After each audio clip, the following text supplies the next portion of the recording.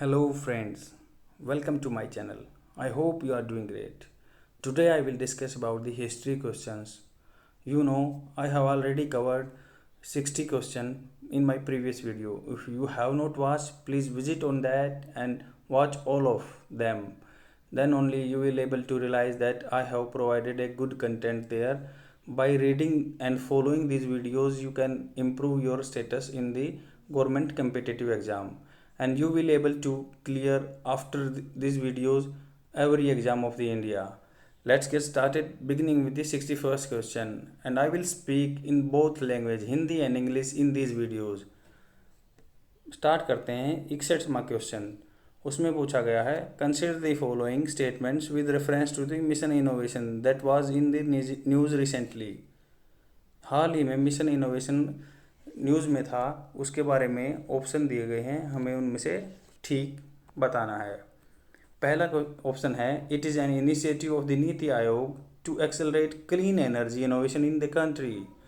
उन्होंने पूछा कि यह इनिशिएटिव क्या नीति आयोग का है। क्लीन एनर्जी इनोवेशन, जैसे रिन्यूएबल एनर्जी सोर्स होते हैं, जैसे सूर्य ऊर्जा, वायु ऊर्जा और जल ऊर्जा, तो हम क्या इनमें काम कर रहे हैं या इनिशिएटिव नीति आयोग का है। सेकंड ऑप्शन है कि it seeks to double the clean energy, क्या ये डिमांड करता है, सिक मैंने डिमांड करता है कि डबल करना है क्लीन एनर्जी इनोवेशन को, जो क्लीन एनर्जी पैदा करते हैं उनके खोजों को इन्वेस्टमेंट ओवर दी, उनमें खोजों में पैसा लगाने का डबल के लिए प्रोमिस करता है ये।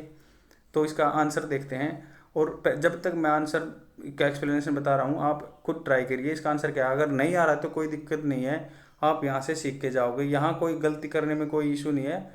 आप एग्जाम में गलती करोगे तो दिक्कत है। इसका सेकंड आंसर ठीक है। इसके एक्सप्लेनेशन देखते हैं। Mission innovation was announce sideline of the Paris climate agreement. ये मिशन इनोवेशन जो बोला गया, ये पेरिस क्लाइमेट एग्रीमेंट, ये क्या हुआ था 2015 में। इंटर गवर्नमेंटल प्लेटफॉर्म था ये, कि विभिन्न देशों का प्लेटफॉर्म था। यहाँ पे सब देश इकट्ठा हुए थे और उन्होंने क्या कहा था कि हम नेशनल डिटरमाइंड कंट्रीब्यूशन, मतलब अपने देश, हर एक देश अपने इकोनॉमिक कंडीशन के बेस पे डिटरमाइन करेगा कि वो कितना पैसा कंट्रीब्यूट करेगा। रिन्यूएबल जो ऊर्जा, जैसे सूर्य ऊर्जा है, इनको उपजाने के लिए कितना पैसा लगाएगा वो अपने आप डिसाइड करेगा। बट मेन फंडा क्या था कि हमें जो प्री इंडस्ट्रियल टेम्परेचर है, जो हमारी इंडस्ट्री लिबराइजेशन और ग्लोबलाइजेशन हुआ है 1990 में, उससे उस टाइम पे जो टेम्परेचर था ना, उससे मैक्सिमम 1.5 डिग्री अब ऊपर होना चाहिए। और अगर एक्सट्रीम सब्सटेंसेज हैं, सरकमस्टांसेज हैं, तो मैक्सिमम 2 डिग्री तक जा सकता है। नहीं तो हमें जो प्री इंडस्ट्री टेम्परेचर है उससे सिर्फ 1.5 डिग्री ज़्यादा ही रखना है। तो उसको रखने के लिए हमें क्या है, कोयले को छोड़ के, जलाना छोड़ के नेचुरल रिसोर्सेज पे, रिन्यूएबल एनर्जी सोर्स पे खोज करने पे इन्वेस्ट करना पड़ेगा। और अब ये मिशन इनोवेशन बोल रहा है कि जो हम पहले की सब देश ने अपना अलग डिसाइड किया था ना, नेशनल डिटरमाइंड कंट्रीब्यूशन 2015 में जो डिसीजन लिया था, अब उसको डबल करना चाहते हैं। और ये इंडिया के नीति आयोग का प्रोग्राम नहीं था, यह है यूरोपियन यूनियन का। यूरोपियन यूनियन आपको पता है, जो यूरोप महाद्वीप के कंट्री हैं, वो 27 देशों का एक समूह है जो इकोनॉमिक पार्टनरशिप रखते हैं। और यूरोपियन यूनियन के प्लस में इसमें 24 कंट्री और देश थे जिन्होंने भाग लिया था, जो यूरोपियन कंट्री के मेंबर भी नहीं हैं। 24 अदर कंट्री ने भाग लिया था, इंडिया ने भी इसमें भाग लिया था, जो क्लीन एनर्जी को इनोवेशन के लिए काम करेंगे। अगला क्वेश्चन देखते हैं।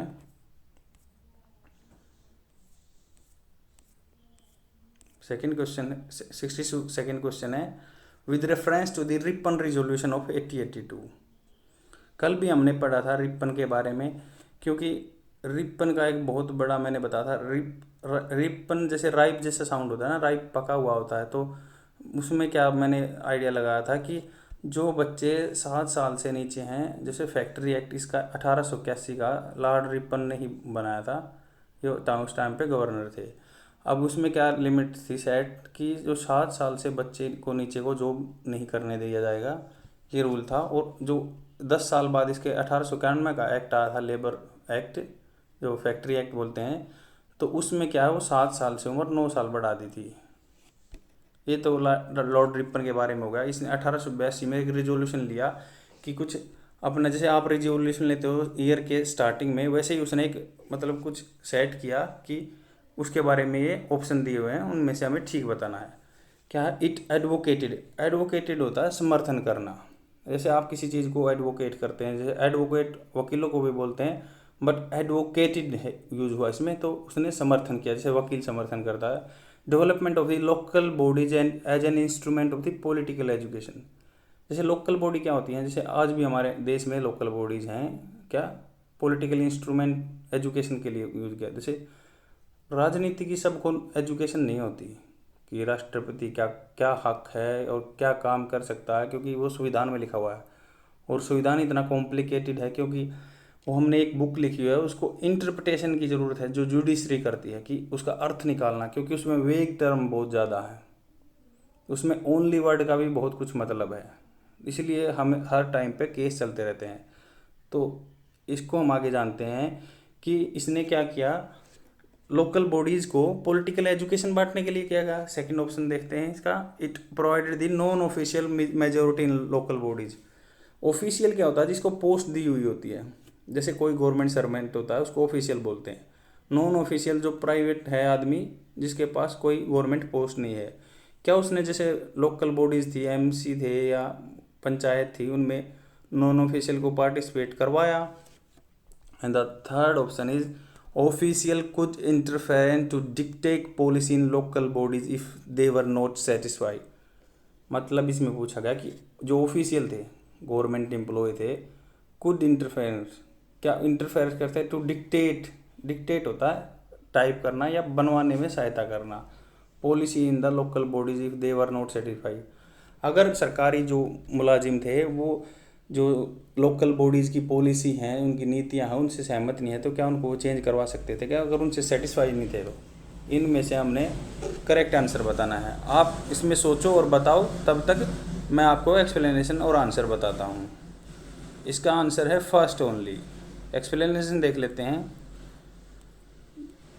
एक्सप्लेनेशन है, Lord Ripon, Ripon is called off the father of the local self government. अब आगे क्वेश्चन आएगा कभी भी कि लोकल सेल्फ गवर्नमेंट का भारत का पिता किसे कहा जाता है, लोकल भारत में लोकल सेल्फ गवर्नमेंट का, कि जो सामान्य नीचे स्तर की जो गवर्नमेंट थी उसको लॉर्ड रिपन ने स्टार्ट किया था 1882 में। तभी क्या है, 81 में हमारा फैक्ट्री एक्ट आया था पहला। स्टेटमेंट 1 करेक्ट है, क्योंकि इसका जो रिजोल्यूशन था, to improve the administration and the instrument of the political education. मतलब क्या है, पंचायत तो कोई पहले भी इसलिए बनाया गया था और अभी भी इसलिए बनाया गया है। एडमिनिस्ट्रेशन मतलब प्रशासनिक कार्य। हम प्रशासन प्रशासन वर्ड बहुत बार सुनते रहते हैं, उसका इंग्लिश में मतलब होता है प्रशासनिक। एंड द इंस्ट्रूमेंट एक साधन था पॉलिटिकल एजुकेशन। जैसे राजनीति की सबको ज्ञान नहीं होता, तो उसको आदमियों को, लोकल आदमियों को इंक्लूड किया गया कि पॉलिटी की जानकारी होगी, सरकार कैसे बनती है, कैसे काम करती हैं। लॉर्ड रिपन ने किया था, इसीलिए इसको लोकल सेल्फ गवर्नमेंट का पिताजी कहा जाता है इंडिया में 1882 में। और फ्रेंड्स, मैं हर बात को यहाँ पे इतनी बार रिपीट करूँगा मेरे क्वेश्चंस में कि आपके माइंड में स्टिक अप हो जाएंगी। आप you can't obliterate all the things whatever you have learn from here. मतलब जो भी आप यहाँ पढ़ोगे कभी भूल नहीं सकते। I am assuring you all the things. Second statement क्या है, करेक्ट है इसमें। Ripon's resolution of 1882 provided for a non official majority of local body. मतलब लोकल बॉडीज़ हैं, जैसे पंचायत है या एमसी बनते हैं, एमसी म्यूनसिपल कमेटी होती हैं, तो उनमें क्या नॉन ऑफिशियल को जगह दे दी। जो सरकारी नौकरी नहीं करते थे, लोकल आदमियों को जगह दी। ये बहुत अच्छा काम किया। Non official to act a chairperson, chairperson भी नॉन ऑफिशियल को ही बनाया था उन्होंने। नेक्स्ट देखते हैं, थर्ड ऑप्शन इसका इनकरेक्ट है। Official interference was to be introduce to minimum, क्योंकि ऑफिशियल का इंटरफेरेंस क्या है, हस्तक्षेप होगा ना ज़्यादा, तो कोई भी बॉडी अच्छे से काम नहीं कर पाएगी। जैसे पंचायत में अगर कोई आईएएस अफसर जाके इंटरवेन करे तो वो अच्छे से काम नहीं कर पाएगी। वो सेम उसने कहा था कि कोई भी लोकल बॉडीज़ में ऑफिशियल क्या है, इंटरफेरेंस नहीं करेगा, बीच में टांग नहीं अड़ाएगा, और उसको क्या बस ये कर सकता है कि वो hence official could not interfere dictating policy, मतलब उसको डिक्टेट नहीं करना है एज ए, मतलब कि वो अपने हिसाब से काम नहीं करवाना। अगर कोई दिक्कत है तो उसको रिवाइज करवा सकते हैं। तो reduce to the minimum revise and check the acts of local bodies. Next question देखते हैं। नेक्स्ट क्वेश्चन है 63rd क्वेश्चन है with reference to the charter act. कल भी हमने चार्टर एक्ट के बारे में पढ़ा था। देखो आपकी फुल हिस्ट्री ऐसी कवर हो रही है और मैं उसको बार बार रिपीट करूँगा। जैसे चार्टर एक्ट 1833 का पढ़ा था कल हमने। एक चार्टर एक्ट 1813 में भी आया था और ये चार्टर एक्ट 1853 में आया। 13 के बाद 33 में, मतलब पूरा 20 साल बाद आया। और फिर उससे 20 साल बाद आया। चार्टर एक्ट 20 साल बाद आया था, हर बार 20 साल बाद आता था। इसके बारे में स्टेटमेंट दी हुई है और मैं बता देता हूँ। चार्टर एक्ट 1833 में क्या था कि उसने जैसे गवर्नमेंट को बांटना स्टार्ट कर दिया था 1833 में कि भाई ये है सेंट्रल गवर्नमेंट अलग है और प्रोविंशियल गवर्नमेंट अलग है। ड्यूअल गवर्नमेंट की पॉलिसी लेके आए थे 1833 में। ड्यूअल गवर्नमेंट की थी और इसमें क्या कुछ प्रोविज़न ऐसे थे कि अंग्रेज़ यहाँ पे आ सकते हैं, ज़मीन खरीद सकते हैं और वो यहाँ आके बस सकते हैं। और मिशनरी जैसे क्या होता है, धर्म प्रवर्तक जो धर्म को बदलवाते हैं आदमियों को, क्योंकि वो चाहते थे कि मिशनरी बना दें इंडिया में और भेज दें और उनको कोई परमिशन का रेस्ट्रिक्शन ना हो, एम्बार्गो रोक ना लगी हो। एम्बार्गो भी वर्ड मैंने कल बताया था। तो वो इंडिया में आएंगे और इंडियंस जो थे उनको कन्वर्ट करेंगे क्रिश्चियनिटी में। और क्रिश्चियनिटी में कन्वर्ट करने का अंग्रेज़ों को क्या बेनिफिट होगा कि जो वो मैन्युफैक्चर प्रोडक्ट इंडिया में लेके आते थे वो ईजी से ख़रीदने के लिए उनको मार्केट मिल जाएगी, क्योंकि आदमी वे चीज़ें यूज़ करने लगेंगे अगर वो अपने आप को क्रिश्चियनिटी में कन्वर्ट कर लेंगे तो, और उनके जैसे विचार हो जाएंगे उनके।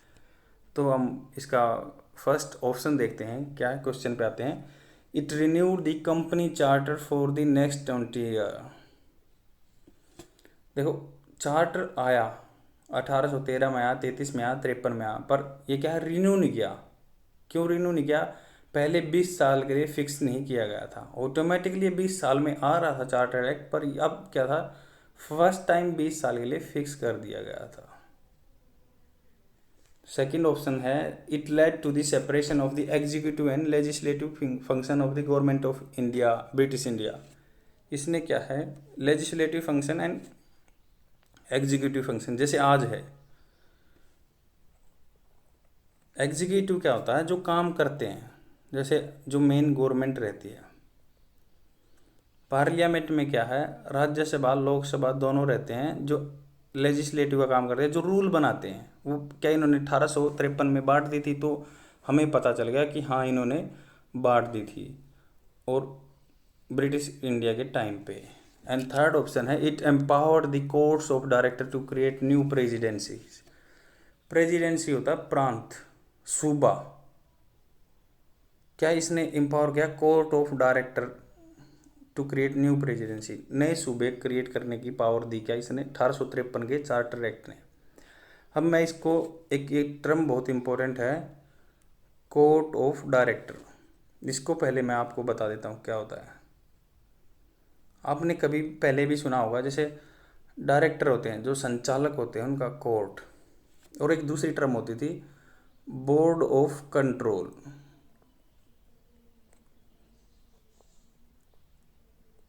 बोर्ड ऑफ कंट्रोल क्या होता था, जैसे कल भी हमने डिस्कस किया था charter act, regulating act discuss किया था 1773 में, जो कंपनी के, क्योंकि ये प्राइवेट ट्रेडिंग कंपनी थी ईस्ट इंडिया कंपनी, तो ईस्ट इंडिया कंपनी के जो ऑफिशियल थे वो क्या कर रहे थे, करप्शन कर रहे थे, और जो अंग्रेज़ों की गवर्नमेंट के पास पैसा नहीं पहुंच रहा था, तो उन्होंने जो उनके वर्किंग कल्चर को, एनवायरनमेंट को करने के लिए, ठीक करने के लिए रेगुलेटिंग एक्ट आया 1773 में, अंग्रेजों ने लेकर आया।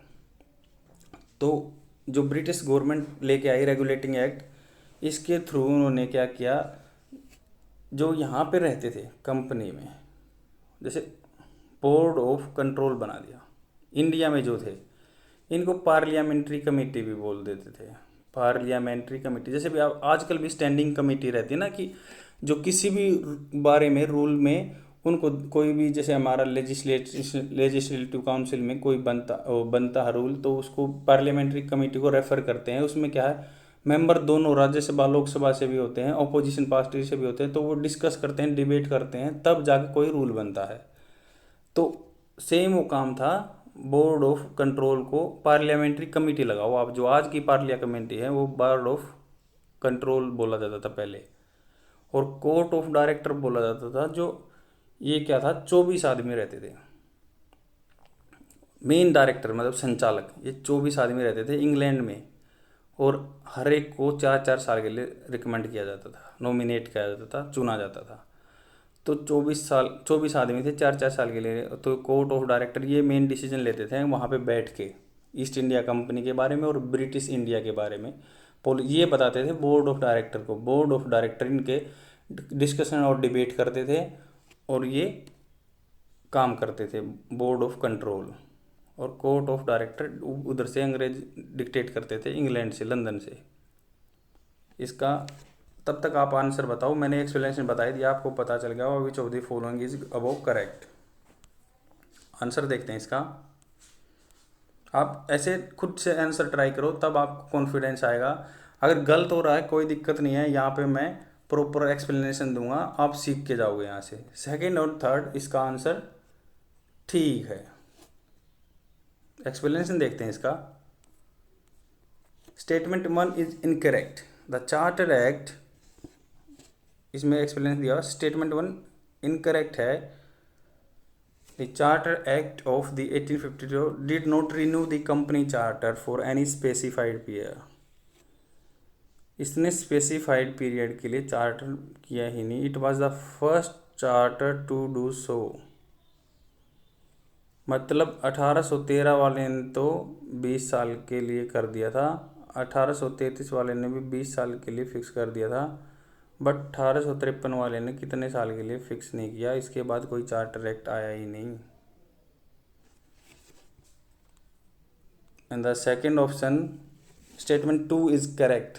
The act led to the separation of the executive and legislative. Executive और लेजिस्लेटिव के डिवाइड होगी चीज़ें, और अलग अलग काम करने लगे वो।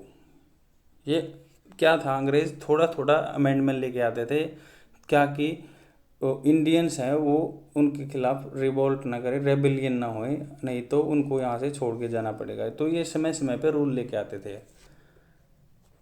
तो थर्ड ऑप्शन इसका करेक्ट है। The act empower the court of director. वही जो 24 आदमी इंग्लैंड में बैठे रहते थे उनको कोर्ट ऑफ डायरेक्टर, आप इसको याद रख सकते हो। डायरेक्टर जो है उनका कोर्ट, डायरेक्टरों का कोर्ट, और वो बोर्ड ऑफ कंट्रोल। ये थोड़ा कंफ्यूजिंग होगा, बट अब इसको मैं बताता हूँ कैसे याद कर सकते हो। बोर्ड ऑफ कंट्रोल, जैसे आजकल डिजिटल बोर्ड आ रहे हैं पढ़ाने के लिए, तो बोर्ड कंट्रोल, उसका कंट्रोल करना चाहिए, ये टर्म आपको ऐसे याद रहेगी। और कोर्ट का, डायरेक्टर का कोर्ट।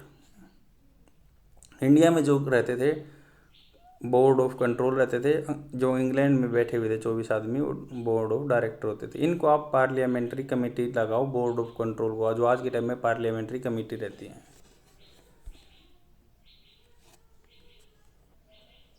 तो ये क्या है, टेरिटरी किसी भी सूबे की कम कर सकते थे और ज़्यादा कर सकते थे।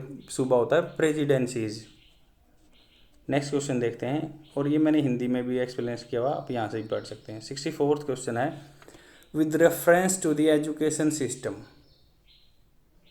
एजुकेशन सिस्टम के बारे में बात की, क्योंकि रिसेंटली हमें न्यू एजुकेशन पॉलिसी आई है ना, उसी के संदर्भ में क्वेश्चन है, पास्ट में जाके पूछा गया है। क्योंकि पहले 10+2 था, अब क्या है, अलग रूल आ गया है, 3+5+5 हो 3 हो गया है। तो इसके बारे में क्वेश्चन दिया गया है। द डाउनवर्ड फिल्ट्रेशन, ऑप्शन है the downward filtration theory was aim to educate the masses in oriental language and subjects. यहाँ पे मैं आपको ये वर्ड एक्सप्लेन करता हूँ, oriental languages and subjects. Down filtration theory क्या होता है, जैसे ट्रिकल डाउन अप्रोच बोलते हैं। जैसे ट्रिकल डाउन क्या होता है, पानी रिश्ते रिश्ते नीचे आराम से जाता है, ऊपर से चलता है नीचे तक जाता है। डाउनवर्ड फिल्ट्रेशन थ्योरी बोल दो उसको, कि कोई भी स्कीम है इंडिया बनाते आए या पहले ही बनाते थे कि उसका बेनिफिट नीचे आदमी तक पहुंचना चाहिए, इसलिए downward filtration theory. Downward filtration theory का मतलब ये है कि हम एक को एजुकेट कर देंगे, जैसे हम दो को एजुकेट कर देते हैं, चलो जैसे हमने दो को एजुकेट कर दिया, वो दो आगे पढ़ाएंगे, तो वो होगी डाउनवर्ड फिल्ट्रेशन थ्योरी, नीचे की तरफ फिल्टर होता जा रहा है। तो मतलब हम एक एक मैंने एक ने दो को पढ़ाया, मैंने एक ने 50 को पढ़ाया, 50 बंदे दो दो बंदों को पढ़ाएंगे, तो डाउनवर्ड फिल्ट्रेशन थ्योरी। अच्छा, अभी मैं ओरिएंटल क्लियर कर देता हूँ। ओरिएंटल लैंग्वेजेज क्या होता था, ओरिएंटल लैंग्वेजेज एंड सब्जेक्ट्स क्या होता था कि उन्होंने पूछा कि downward filtration theory was aim to educate the mass in the oriental languages. क्या वो ओरिएंटल लैंग्वेज में पढ़ाने के लिए थी। ओरिएंटल और एंजेलिसिस्ट दो स्कूल ऑफ फिलोसफी होते थे, ओरिएंटलिस्ट एंड एंजेलिसिस्ट। एंजेलिसिस्ट इनका क्या मतलब होता है, स्कूल ऑफ थ्योरी मतलब दो दो विचारधारा के आदमी इकट्ठे होते थे तो उनको स्कूल बोल देते थे। एक विचारधारा के आदमी इकट्ठे होकर एक स्कूल बनाते थे, स्कूल ऑफ फिलोसफी बोल देते हैं उसको।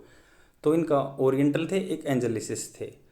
इन्होंने क्या कहा, जब इंडिया में एजुकेशन के बारे में बात हो रही थी ना, तब इन्होंने कहा था कि इंडिया में एजुकेशन किस सब्जेक्ट में जानी चाहिए और क्या होना चाहिए यहाँ पे। जैसे हम जानते हैं कि 1700 के आसपास, 1781 के आसपास कलकत्ता में कॉलेज खोला गया था, एक पहला कॉलेज। मद्रास में भी कॉलेज खोला गया था। तो इनका क्या है, 1781 में तो कलकत्ता में खोला गया था, 1784 में मद्रास में खोला गया था, और कलकत्ता में मदरसा बोलते थे उसको। तो ये क्या थे, ये सोच रहे थे कि कैसे एजुकेशन बांटी जाए, तो उसके लिए एक कमेटी बनी थी। कमेटी का शायद यहाँ जिक्र भी होगा। तो जैसे कमेटी ये थी, public instruction, committee of public instruction. Public को इंस्ट्रक्शन किस भाषा में देने हैं, उस पर एक कमेटी बन गई। सिंपल सी बात यही है। तो दो स्कूल ऑफ फिलोसफी थे, एक बोल रहे थे कि हमें क्या है, इंडिया में इंग्लिश में ही पढ़ाना चाहिए। एंजेलिसिस्ट बोलते हैं, जो एंजेलिसिस्ट बोलते थे वो बोलते थे कि हमें इंग्लिश में ही पढ़ाना चाहिए। एंजेलिसिस्ट के सपोर्टर राजा राम मोहन राय भी थे। राजा राम मोहन राय एंजेलिस्ट के सपोर्टर थे, क्योंकि वो बोल रहे थे कि पढ़ाई तो अंग्रेजी में ही होनी चाहिए इंडिया में। उनकी साइकोलॉजी क्या थी कि हम इंडियंस अंग्रेजी पढ़ गए, अंग्रेजों के जो हमारे पर रूल कर रहे हैं, तो हम इनकी फिलोसफी के बारे में जानेंगे, इनकी थिंकिंग के बारे में जानेंगे, हर हम इनको यहाँ से भगा देंगे। पर अंग्रेजों की ये सोच थी, क्योंकि वो तो देश को लूटना ही चाहते थे। उन्होंने क्या था कि हम अंग्रेजों की पढ़ाई यहाँ पे करवाएंगे, अंग्रेज इंग्लिश मीडियम से पढ़ाएंगे, तो हम यहाँ पे बहुत सारे बंदों की अपनी लैंग्वेज की डिमांड पैदा कर देंगे और आदमी वैसे ही सोचने लगेंगे और हमारे लिए मार्केट बना रहेगा इंडिया। और ओरिएंटलिस्ट क्या सोचते थे कि जो इसमें कुछ अंग्रेज थे कि वो सोचते थे, हालांकि वो अंग्रेजों का ही फ़ायदा सोचेंगे, अंग्रेज थे तो, पर ओरिएंटलिस्ट क्या सोचते थे कि यहाँ पढ़ाई संस्कृत और हिंदी लैंग्वेज में होनी चाहिए, क्योंकि यहाँ पे बहुत सारे आदमी इसी लैंग्वेज को जानते हैं, तो उनको इंग्लिश की नॉलेज होनी नहीं चाहिए। और कुछ सिलेक्टेड लोग को, कुछ सिलेक्टेड बंदों को, जो पैसे पैसे वाले बंदे हैं, उनको इंग्लिश की नॉलेज होनी चाहिए, उनके थ्रू हम इनसे काम करवाते रहेंगे और एजुकेशन चलती रहेगी और वो काबू में रहेंगे, उनको पॉलिसी का पता नहीं चलेगा। तो फिर क्या हुआ था, एक जो इसके बाद सेकंड ऑप्शन देखते हैं। क्लियर हो गया ओरिएंटलिस्ट और एंजेलिस्ट के बारे में डिफरेंस।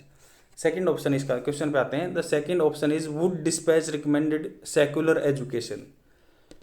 वुड डिस्पैच, वुड एक आदमी का नाम था, डिस्पैच क्या होता है, पत्थर, पत्थर चार बोल दो या एक पत्थर है। डिस्पैच रिकमेंडेड सेक्युलर एजुकेशन, क्या सेक्युलर होता है कि जो सब धर्मों को समान माना जाए। एंड थर्ड ऑप्शन है the general committee of public instruction was responsible for introduction of the English language in the country. एक general committee of public instruction मतलब ये है, जनरल तो सामान्य, कमेटी आदमियों का समूह, पब्लिक इंस्ट्रक्शन, पब्लिक को इंस्ट्रक्शन किस भाषा में दी जाने चाहिए, तो was responsible for the introduction of the English language in the country. तो इसमें से कौन सा करेक्ट है आप सोचो, मैंने बता ही दिया आपको एक्सप्लेनेशन पर। अब आगे क्वेश्चन का आंसर देखते हैं हम। सेकंड एंड थर्ड इसका आंसर ठीक है। एक्सप्लेनेशन देखते हैं। फर्स्ट इनकरेक्ट है इसका, क्यों? द सॉरी मैं बार बार इसको प्रोनाउंस कर रहा हूँ, डाउनवर्ड पॉलिसी है। Downward filtration theory means that education is provided to small portion of the people, मतलब थोड़े आदमियों को एजुकेशन दी, through them education in conveyed to the masses. मैंने बता ही दिया कि कम आदमियों की दी, उनके थ्रू बहुत सारे मासेज को पहुंचा दी, ज़्यादा संख्या में पहुंचा दी। Based on the recommendation of the lord Macaulay minute. Minute क्या होता है कि उसका स्मरणीय पत्र, इसका भी एक मतलब उसने पत्र बना दिया 1835 में। हुआ क्या था, ओरिएंटलिस्ट एंड एंजलिसिस्ट आपस में झगड़ रहे थे कि हमारी बात माननी चाहिए, हमारी बात माननी चाहिए। तो उसके बाद जो ये कमेटी बनी, क्या, पब्लिक इंस्ट्रक्शन पे, पब्लिक को इंस्ट्रक्शन किस भाषा में देनी चाहिए, सिंपल सी बात ऐसे याद रख सकते हो। तो उसका क्या हेड था, लॉर्ड मैकाले, जो कमेटी के चेयरपर्सन थे लॉर्ड मैकाले थे, इसलिए उसको लॉर्ड मैकाले माइन्यूट बोलते हैं 1835 में। तो इन्होंने क्या कहा कि क्योंकि ये जो कॉलेज वगैरह थे ना, तो वो 1871 में बन रहे थे, तो इसलिए ना, सॉरी 1771 में बन रहे थे। 1781 में कलकत्ता में पहला कॉलेज बना था। फिर उसके बाद बनते गए थे, 1784 में मद्रास में भी बन गया था। तो ये क्या है, उसके बाद डिस्प्यूट चलते चलते 1835 में आ गई। इसने फिर एक्सप्लेनेशन दे दिया कि भाई एंग्लिसिस्ट लैंग्वेज रहेगी, मीडियम फॉर इंस्ट्रक्शन इंग्लिश रहेगा। मैकाले ने, माइन्यूट उसी को बोलते हैं, आपको समझ में आ गया होगा माइन्यूट क्या है। लॉर्ड मैकाले चेयरमैन थे कमेटी के चेयरमैन ने डिसाइड कर लिया कि एंग्लिश का सपोर्ट करूँगा मैं, इंग्लिश में ही एजुकेशन रहेगी। अब उसके बाद देखते हैं, तो डाउनवर्ड फिल्ट्रेशन थ्योरी रहेगी, कम कम को पढ़ाएंगे, वो आगे पढ़ाते चले जाएंगे, इससे हम इन पे यहाँ पे राज करते जाएंगे। और सेकंड ऑप्शन है कि करेक्ट है ये। 1854 में चार्ल्स वुड प्रिपेयर्ड ए डिस्पैच। ये डिस्पैच भी पत्र होता है, प्रिपेयर्ड, उसने एक पत्र डिस्पैच, मतलब डिस्पैच पत्र बनाया, रिपोर्ट बनाई, मतलब education system of India, education system पे। तो हमें याद होगा कि वुड डिस्पैच रिपोर्ट थी, जो वुड डिस्पैच था, जो उसने इंडिया में एजुकेशन सिस्टम को डिसाइड किया था। It consider the Magna carta of English education in India. देखो मैं बताता हूँ आपको मैग्ना कार्टा क्या है। आपने ये वर्ड बहुत बार सुना होगा, पर आज तक पता नहीं चला होगा, क्योंकि हम बस क्रैम करते हैं, रटते हैं, रोट एंड लर्निंग प्रोसेस में बिलीव करते हैं। But now here I am providing you each and everything in easy way. Magna carta क्या है, 1200 ईस्वी के पास, 1214 ईस्वी के पास, आप ऐसे याद रखते हो, 1250 ईस्वी के पास, जो वहाँ पे एक राजा था, जोन राजा था। जोन ने क्या है, जो ब्राह्मण थे वहाँ के जो महंत थे, उनको बहुत तंग कर चुके थे वो। तो लास्ट में वो ब्राह्मण थे, जो महंत थे, उनके वहाँ पे विद्वान थे, वो पूरे परेशान हो गए उनसे, और उन्होंने एक विद्रोह कर दिया। तो उनको शांत करने के लिए मैग्ना कार्टा, जो वहाँ पे एक पत्र बनाया उसने, जोन राजा ने, कि हाँ ये मैं तुम्हारी शर्तें मान लूँगा और मैं इन पे एग्री हो जाऊँगा। सेम क्या कहते हैं कि भाई जो बड़ा पत्र मान लो, उसको एक मैग्ना कार्टा को एक बड़ा पत्र मान लो। सेम उसने बोला कि Magna carta of English education India. Magna carta तो नाम है उस पत्र का, इंग्लिश का एजुकेशन में इंडिया का ये मैग्ना कार्टा के नाम से जाना गया था। Document was the first comprehensive, मतलब पूरा विस्तार से plan of for the spread of education in India, and one of its recommendation was that education imparted in government institution should be secular. मतलब एजुकेशन इम्पार्ट बांटनी है, secular मतलब कोई धर्म की बारे में नहीं बात करनी, सब धर्मों की लैंग्वेज, सब धर्मों को सम्मान देना है। And statement 3 is correct. The General Committee on Public Instruction was appointed in 1823, जिसके ये जनरल कमेटी मैंने बताया पब्लिक इंस्ट्रक्शन पे, जिसके तो अभी माइन्यूट पढ़ा था ना हमने, 1835 में आया था जिनका माइन्यूट आया था, लॉर्ड मैकाले, जिसने हमारे पूरे जुडिशरी सिस्टम में रूल बनाए हुए हैं जो हम आज तक फॉलो कर रहे हैं। लॉर्ड मैकाले के ही इंडियन पिनल कोड है, सिविल प्रोसीजर कोड है और क्रिमिनल प्रोसीजर कोड हम लॉर्ड मैकाले का ही पढ़ रहे हैं। लॉर्ड थॉमस मैकाले नाम था उनका।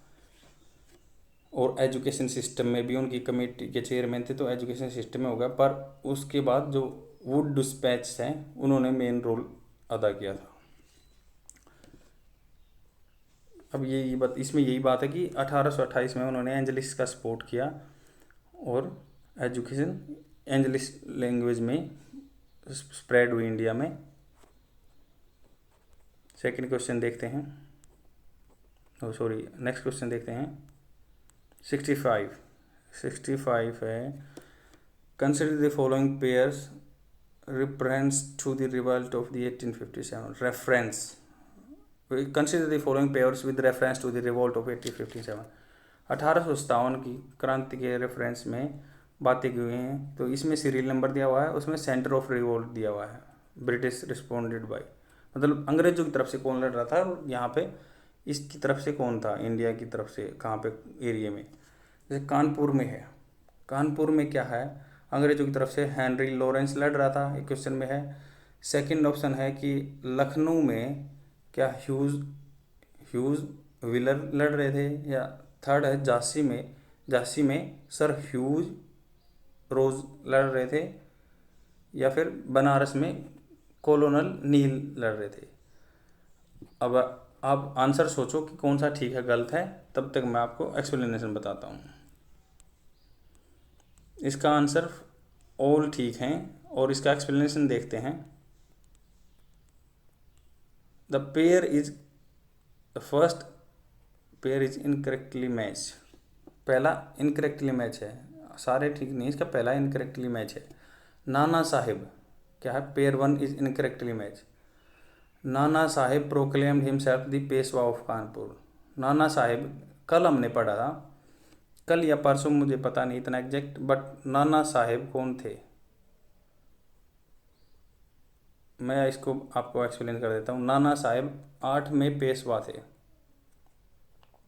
मराठा सम्राट थे। 8 में पेशवा बोलते थे मराठा अपने राजा को। तो पेशवा थे जो ये पूना के पेशवा थे जो, अब इनका नाम था बालाजी बाजीराव। आप इसको ऐसे याद कर सकते हो कि बालाजी इंडियन क्रिकेट टीम में एक प्लेयर थे, तो 8वें नंबर पे उतरते थे, ऐसे ही याद रहेगा कि बालाजी बाजीराव 8वें नंबर के पेशवा थे मराठा साम्राज्य में, और उनको नाना साहिब भी बोला जाता था। उन्होंने क्या किया, नाना साहिब ने कानपुर पे कंट्रोल कर लिया उधर महाराष्ट्र से आके। After expelling the English from the, उसने अंग्रेजों को खदेड़ दिया यहाँ से, और उसने एक्नॉलेज किया बहादुर शाह को एम्परर ऑफ इंडिया। उसने बहादुर शाह जो मुगल बादशाह था दिल्ली में, उसको एक्नॉलेज किया कि मानता था कि भाई बहादुर शाह ये हमारे राजा हैं। डिक्लेयर हिमसेल्फ टू गवर्नर, उसको खुद को गवर्नर बता दो। Sir huge wheeler was commanding Kanpur at this time. Huge wheeler जो कमांड कर रहे थे, सरेंडेड ऑन जून 27, 1807, मतलब व्हीलर ने सरेंडर कर दिया और वहाँ से भाग खड़े हुए, क्योंकि नाना साहिब ने उनको हरा दिया और उन्होंने अपने आप को वहाँ का गवर्नर डिक्लेयर कर दिया और बहादुर शाह को दिल्ली का राजा डिक्लेयर कर दिया था उसने। तो उसको क्या हुआ, Sir Colin Campbell reoccupied Kanpur on December 6, 1850 after defeating Nana Sahib. जून में तो इन्होंने क्या है, व्हीलर को रहा था। आप इसको ऐसे याद कर सकते हैं, नाना है जो व्हील के ऊपर आया चल के, तो व्हील से तो ऊपर हो गया कि वो जीत गया। और जो कोलिन आया, इसका हाफ नाम याद कर सकते हो आप, ऐसे इजी रहेगा आपके लिए हमेशा के लिए। कोलिन से हम साफ करते हैं, कोलिन ने नाना का सफाया कर दिया इस दिसंबर में, मतलब वो यहाँ पे 6 महीने रह पाए। सेकंड ऑप्शन भी इनकरेक्ट है। Rebellion broke out in the Lucknow on the 4 जून 1859। लखनऊ, जैसे कानपुर के पास में लखनऊ है, आपको पता होगा कि कानपुर के पास में लखनऊ है, तो जून में भी इनमें रेबिलियन हो गया था। ब्रिटिश रेजिडेंसी, ब्रिटिश जहाँ पे रहते थे, अंग्रेज रहते थे, उनको रेबल ने घेर लिया था उनके घर को। तो ब्रिटिश का जो नाम था हेनरी लॉरेंस। आप इसको याद कर सकते हैं कि लखनऊ में हेनरी, मतलब हिंदी में याद करो, नरी में नहीं होता ज़्यादा वैसे हिंदी में, नीरा या, तो ऐसे ही आप ट्रिक बना के याद सकते हो। लोरिंग्स, लखनऊ में बहुत सारी लोरी हैं, तो आपको याद रहेगा नरी, नरी लोरी हैं उसमें, तो आपको याद रहेगा कि हेनरी लॉरेंस यहाँ पे राज कर रहे थे। तो British resident, the European inhabitants and a few hundred loyal सिपाही वर टुक शेल्टर इन द रेजिडेंसी। कुछ लॉयल जो सिपाही थे अंग्रेज इंडियंस के, तो वो उन्होंने शेल्टर ले रखा था उनकी, जहाँ पे वो अंग्रेज रहते थे। तो उसने क्या किया, सीज कर रखा था उनके जो घर को, उन्होंने रेबल ने, इंडियंस ने। तो उन्होंने क्या किया, मार दिया सेंट हेनरी को, एंड उसको गारीसेन पे जो छावनी थी उस पर कंट्रोल कर लिया। और पर लखनऊ को भी वापस ही उन्होंने जीत लिया। किसने, कोलिन ने ही, क्योंकि लखनऊ भी कानपुर के पास ही है। पहला अटेम्प्ट बस हेनरी हैवलॉक ने किया, तो इसको याद रख सकते हो तो याद रखो, नहीं तो आपको ध्यान रह जाएगी कि कोलिन ने ही उधर से कानपुर से लखनऊ भी जीत चुके थे वो। थर्ड ऑप्शन भी करेक्ट मैच है, थर्ड ऑप्शन करेक्ट मैच है, क्योंकि रानी लक्ष्मीबाई ने अपने आप सेल्फ अज्यूम कर दिया था, सिपाही झांसी की रानी बन गई थी। और जो उसने क्या किया, 1858 में वो लड़ाई में मर चुकी थी। सर ह्यूज रोज, मतलब ये ठीक है कि अब आप इसको कैसे याद रख सकते हैं कि किसके साथ लड़ाई हुई, ह्यूज रोज। ह्यूग रोज क्या है कि आप जैसे रानी झांसी की बाई एक लेडीज़ थी, तो उनको ह्यूज, बड़ा रोज बहुत अच्छा लगता था, तो आप ऐसे याद कर सकते हो कि बड़ा रोज, ह्यूग। वैसे तो ये प्रोनाउंस किया जाता है ह्यूग, बट आपको उसको ऐसे सोचना है कि ह्यूज। बड़ा रोज रानी झांसी को पसंद था, तो आपको याद रहेगा कि झांसी में ह्यूज रोज थे। और मैंने अभी आपको पहले अपर ऑप्शन में बता ही दिया कि नाना ने क्या किया, व्हीलर के ऊपर बैठ गए। व्हीलर के ऊपर बैठ गए तो व्हीलर को हरा दिया, और नाना को कोलिन ने साफ कर दिया। कोलिन ने साफ कर दिया, तो कोलिन बाद में नाना को हरा दिया। और सेकंड ऑप्शन में कि क्या था कि लखनऊ में हेनरी लोरी, मतलब हेनरी लॉरेंस ने को बंदों ने सीज करके वहीं पे मार दिया था। बाद में फिर वहाँ पे भी कोलिन ने साफ कर दिया था वहाँ के रेबल को। फोर्थ देखते हैं, फोर्थ करेक्टली मैच है, बनारस में a rebellion had been organise which was the mercilessly suppressed by the colonel James Neill. क्या है, रेबेलियन आए बनारस में, पर उसने ऑर्गेनाइज किया विच वाज मर्सीलेसली, मतलब बिना दया के सप्रेस कर दिया। बंदे का नाम था कोलोनल, मतलब कर्नल बोलते हैं इसको, और जेम्स नील, मतलब हम ऐसे याद कर सकते हैं, बनारस में नील बहुत बिकता है। बनारस के आदमी कपड़ों में नील देते हैं, इसलिए आपको याद रहेगा कि बनारस में, क्योंकि वाइट कुर्ता पहनते हैं बनारस में, तो वो नील कपड़ों में ज़्यादा देते हैं, तो आपको याद रहेगा कि बनारस में जेम्स नील था कि वहाँ पे राजा करने के लिए। नेक्स्ट क्वेश्चन देखते हैं, 66। और फ्रेंड्स, मैं आपको समझाने की पूरी कोशिश करता हूँ, आप बस लेक्चर को सुनते जाओ, आपके दिमाग में बातें बैठ जाएंगी। फिर ट्रिक मैं आपको बता रहा हूँ, आप ऐसे कनेक्ट करके एक दूसरे चीज़ को याद कर सकते हैं। 66 क्वेश्चन देखते हैं। Recently an inscription mentioning the death of the date of the death of the Krishnadeva. मतलब इंस्क्रिप्शन क्या होता है कि जो लेख हैं उन्होंने मेंशन किया कि जो कृष्णदेव राय हैं उनकी डेथ हुई थी, उसके बारे में डेट डिक्लेयर की गई है। The ruler of the Vijayanagar was discovered in which of the following places. Vijayanagar जो क्या है, विजयनगर क्या था, साउथ का एक राज्य था, वहाँ पे कृष्णदेव राय एक बहुत फेमस राजा थे। तो ये किस इंस्क्रिप्शन में बताया गया है और कहाँ पे है, जैसे होनाहल्ली कर्नाटका इसका आंसर है बी। और जो बेंगलोर एरिया के पास रहे हैं उनको पता है, वहाँ पे ऐसे ही नाम रहते हैं, जलहाली, होना, केजी हली है, तो आपको ऐसे याद आएगा होनाहल्ली, वहाँ पे कर्नाटका में एरिया है। एक्सप्लेनेशन देखते हैं, the first ever epigraphical reference through an inscription.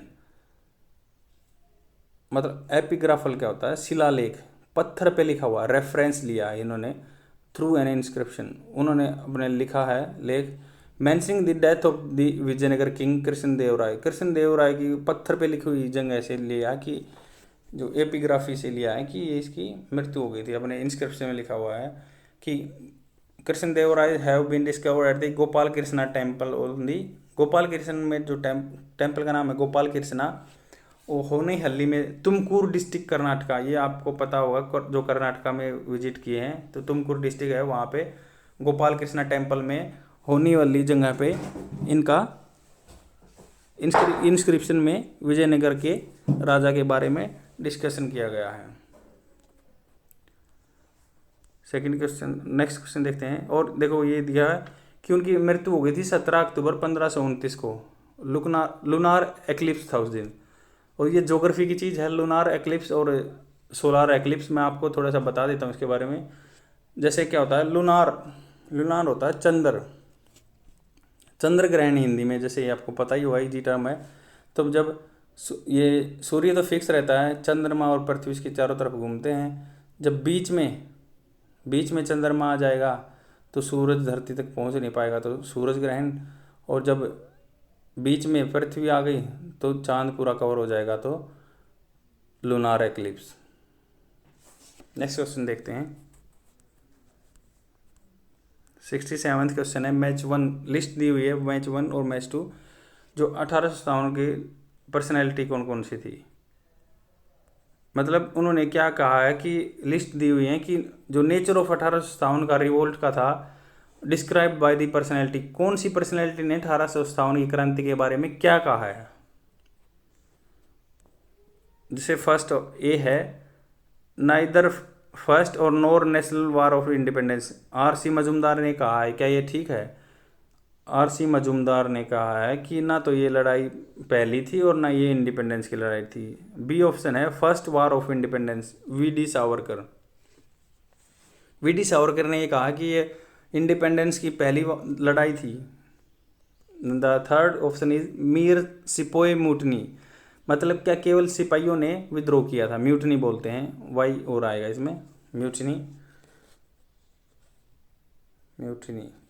And क्या जॉन सीली ने बोला है। और डी ऑप्शन है एलिटिस्ट इन कैरेक्टर, या क्या ये एरिक स्ट्रोक्स ने बोला है। इसमें क्या है ये आपको आंसर बताना, आप तब तक गैस करो, मैं आपको एक्सप्लेनेशन और आंसर बताता हूँ। इसका आंसर करेक्ट, सारे ही करेक्ट है इसमें। एक्सप्लेनेशन मैं बताता हूँ और याद करने की ट्रिक भी आपको बताता हूँ।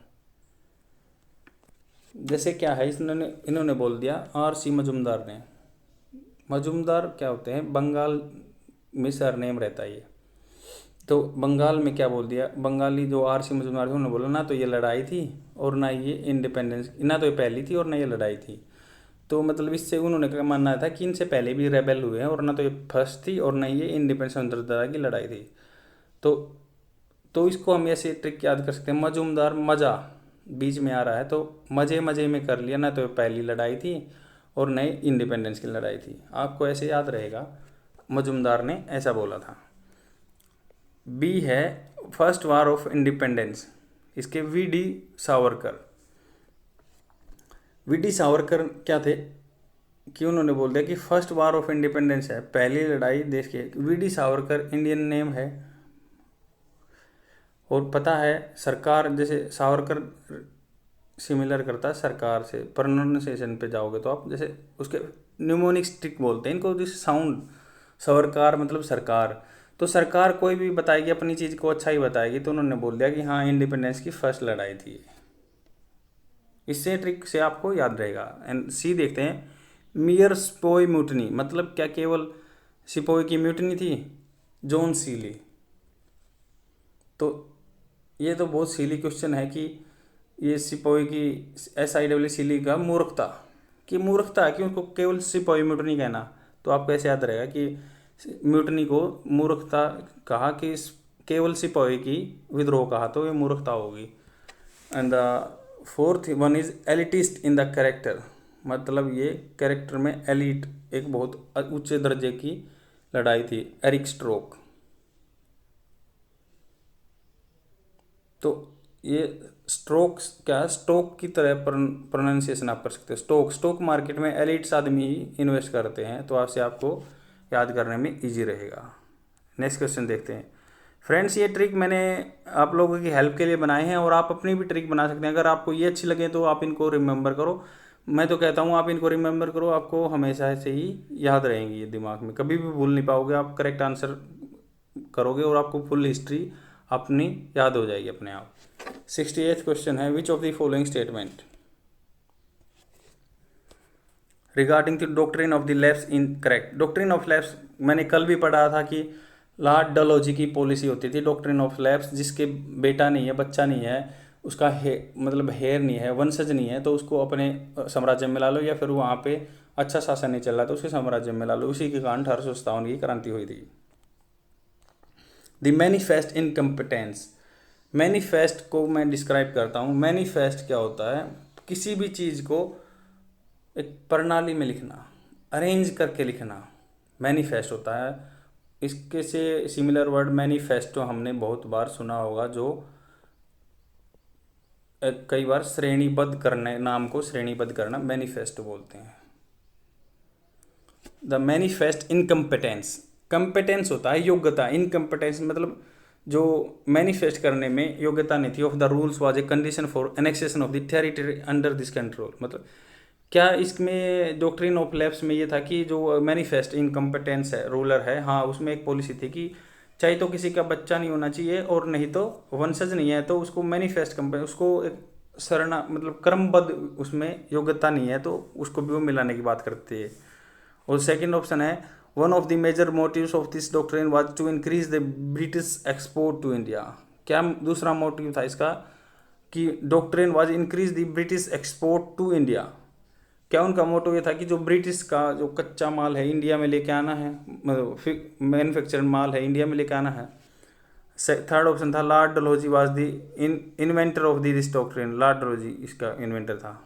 अब इसमें आप आंसर गैस करो, गलत हो तो कोई दिक्कत नहीं है, आप यहाँ सीख रहे हो, मैं एक्सप्लेनेशन दे रहा हूँ और आप अच्छे से करोगे। फर्स्ट एंड सेकेंड इसका करेक्ट है।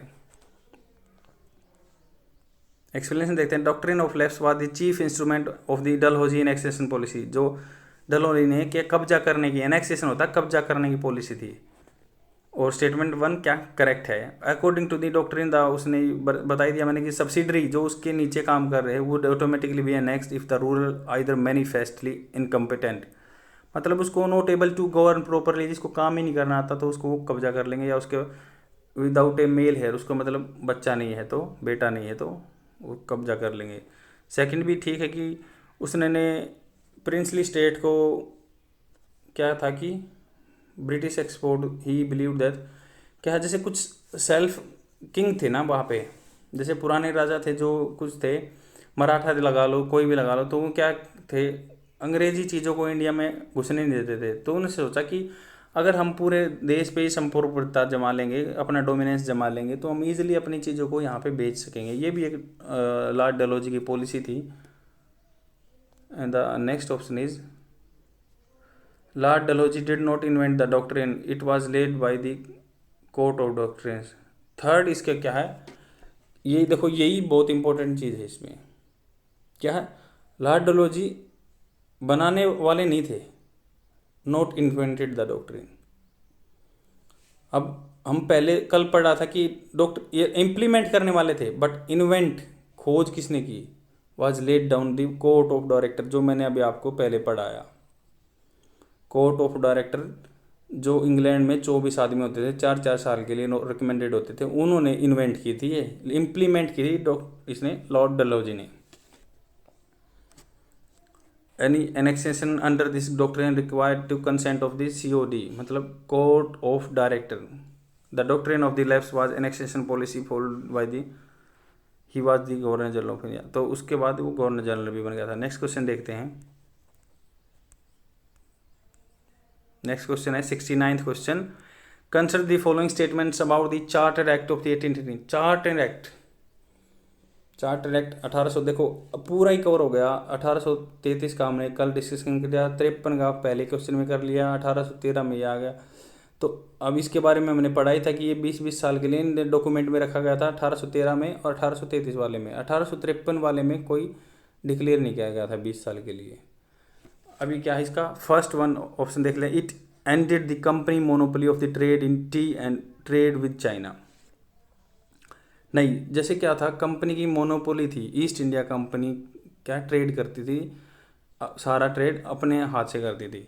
तो उन्हें चार्टर एक्ट में क्या किया कि कंपनी का डोमिनेंस ख़त्म कर दिया, बट टी की मोनोपोली चाइना के साथ रही।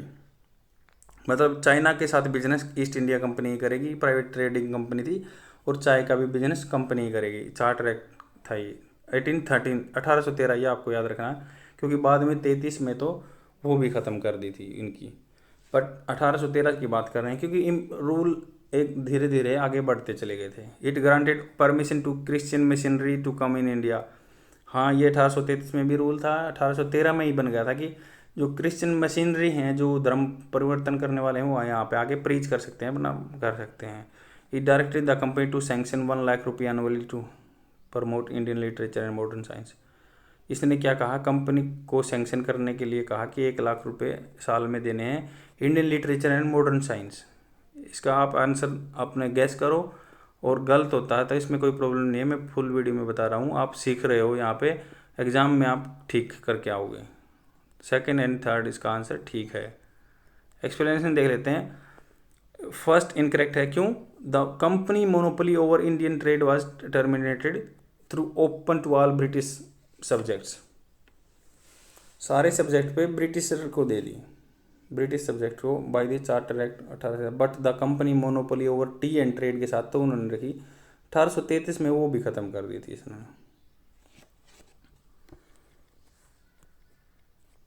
ये है second option, by the enactment of the charter of 13 the Christian. ये मशीनरी जो है इंडिया में, मिशनरी आने की परमिशन दे दी गई थी इनको, क्योंकि यहाँ पे वो अपनी मार्केट बनाना चाहते थे। अगर आदमी यहाँ पे ऐसे कपड़े पहनेंगे रहेंगे तो वो उनके,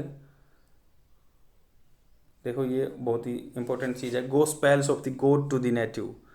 उसने बोल दिया कि the Christian missionary were granted permission to come in India and preach gospel of the god to the native. मतलब जो गॉड के जो बातें हैं वो यहाँ पे लोकल आदमियों में फैलाने के लिए आने दिया, और तो कि वो फॉलो करेंगे क्रिश्चियनिटी को और वो प्रोडक्ट खरीदेंगे उनके बने हुए। The act incorporate the principle of increasing learn Indian and promoting knowledge. इसमें क्या, थर्ड ठीक है, क्योंकि principle of encouraging learn Indians, जो पढ़े लिखे आदमी को और प्रमोट नॉलेज, वो इंग्लिश नॉलेज पढ़ेंगे बस इसके लिए। या तो उन्होंने क्या किया, इंडियन लिटरेचर के लिए भी पैसा दे दिया साल में 1 लाख, और modern science of the education the act directed to company section 1 lakh रुपये पर एन। ये ठीक है। नेक्स्ट क्वेश्चन देखते हैं। 17th क्वेश्चन है, consider the following passage, he organise a powerful movement. ये एक बंदे की वर्डिंग है, हमें उसका नाम सेलेक्ट करना। Again upper caste domination and brahminical supremacy, his work Sarvajanik Satya Dharma become a source of inspiration the common masses, he was also A pioneer. कल भी मैंने बताया था अग्रीम, और क्या है, Sarvajanik Satya Dharma, and pioneer of the widow remarriage movement in the Maharashtra. हमने पिछले वीडियो में बात की हुई थी कि ज्योतिबा फुल्ले थे जो महाराष्ट्र से, आज भी उनके नाम पे एजुकेशन इंस्टीट्यूशन है महाराष्ट्र एरिया में बहुत सारे। और ज्योतिबा फुल्ले और उनकी वाइफ थी सावित्रीबाई फुल्ले। ये क्या है, इन्होंने समाज में जो ब्राह्मणिकल जो पंडित समाज ने, कह सकते हैं जो ब्राह्मण समाज ने एट्रोसिटी फैला रखी थी, उसको उन्होंने इराडिकेट करने का काम कहा। और विडो रीमैरिज, इन्होंने खुद सावित्रीबाई फुल्ले विडो थी, उनसे शादी की थी, और उन्होंने नीच जातियों के लिए, नीचे जातियों के लिए बहुत काम किया। सेम ये एक्सप्लेनेशन है इसका। Jyotiba Phule organise a powerful movement against the upper caste domination and brahminical supremacy. Upper caste domination प्रभुता अपर कास्ट की थी, और ब्राह्मणिकल सुपरमेसी, ब्राह्मण को जो सुपरमेसी थी उनकी।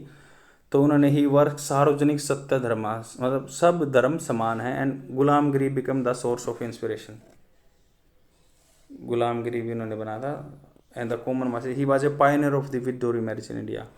वो विडो रीमैरिज के वो जो बिलीवर थे, उन्हें जेंडर इक्वलिटी के बारे में बात की, वुमेन एजुकेशन के बारे में बात की, और उन्हें स्कूल भी खोला पूना में। आज भी उसके स्कूल और कॉलेज हैं इस सावित्रीबाई फुले और ज्योतिबा फुले के नाम पे। ये open home for widow 1854 award the title Mahatma. एक और इम्पोर्टेंट थिंग आ गई यहाँ पे कि इंडिया में महात्मा की जगह, क्योंकि 1854 में उन्होंने विडो को होम भी खोला था, जैसे आजकल अनाथ आश्रम रहते हैं, अनाथ आश्रम जो है ना ज्योतिबाई फुल्ले ने ही खोले थे 1856 में, और इनको इसलिए काम के लिए, समाज सुधार के लिए महात्मा भी कहा जाता है। I hope friends that's enough for today, and I will come tomorrow with new questions, and please try to watch videos meticulously. Means you have to follow religiously all the video, then only you will able to like inline all the things whatever I have taught you. Means each and every video is connected to each other. मतलब आपको पिछली video भी देखनी है, ये सबसे connect है, तभी आप पूरी हिस्ट्री को इवन आप अपने फिंगर टिप पे रख पाओगे। Thank you friends, I will come tomorrow, bye.